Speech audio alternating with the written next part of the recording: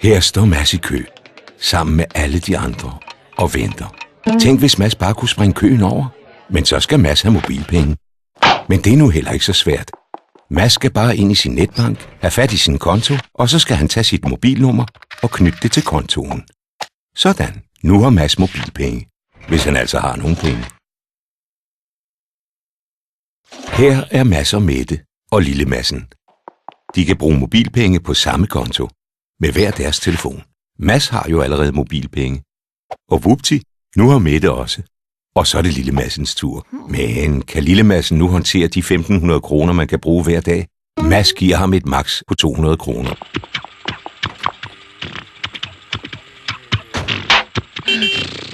På vej hjem ser Mads, han har glemt sin pung. Men ikke mobilen. Hvem gør også det? Og så har man jo mobilpenge.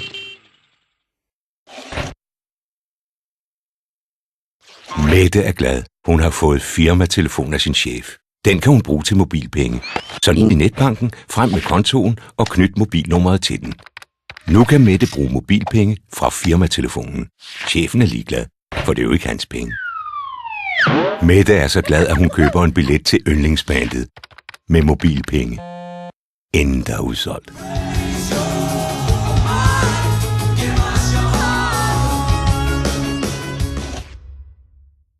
Mobilpenge er let. Du skal have en netbank, du skal have en konto og en mobiltelefon. Ja, eller flere. Så har du altid penge på lommen. Mobilpenge altså.